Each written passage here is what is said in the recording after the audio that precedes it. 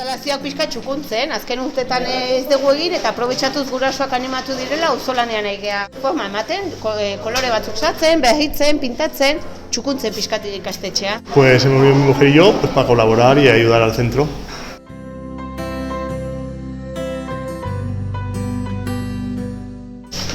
Margotzen pareta. Ama, aberaraldi da margotzen pareta.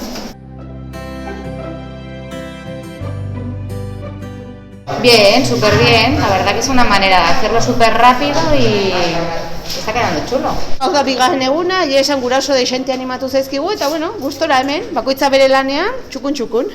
Dea margotzen momentuz, esan didatena, margotzeko, hemen laguntzen pixka bat. Hain naiz jartzen zeloa, gero pinturakin ez zigintzeko edo. Lagunak etorriko ja gero, laguntzea.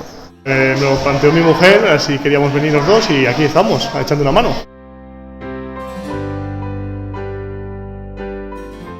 Ni ikasle ohia, orain dela ja urte bastante utzi nula, gero magale handia jo nitza eta gaur laguntzen pixkat. Ondo, txukun xamar, hori uste dugu bintzat. Margotu behar gendula eta bar, eta esan genuen jo, eta zeatik ez dugu egiten, guztien artean. Eta erabaki nuen, eta tita batean, aste betean antolatu dugu guztia.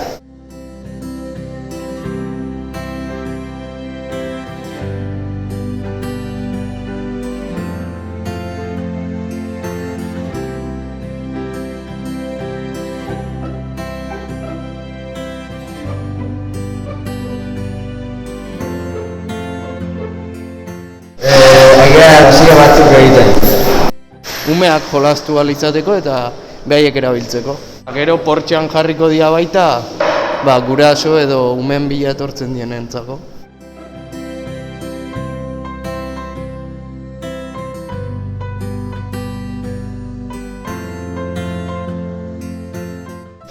Hemen denon artean, bukatzen dugu eta ondo geratzen da.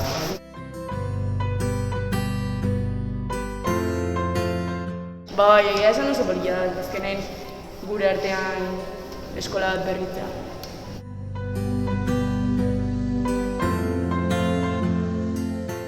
Txikitan baita hemen ibili ginalako eta ilusio ez dugulako oso pozik eta ginen hemen. Hemen irakasleekin erlazioa eta hola oso gertuko zen. Elkartasun handia zen.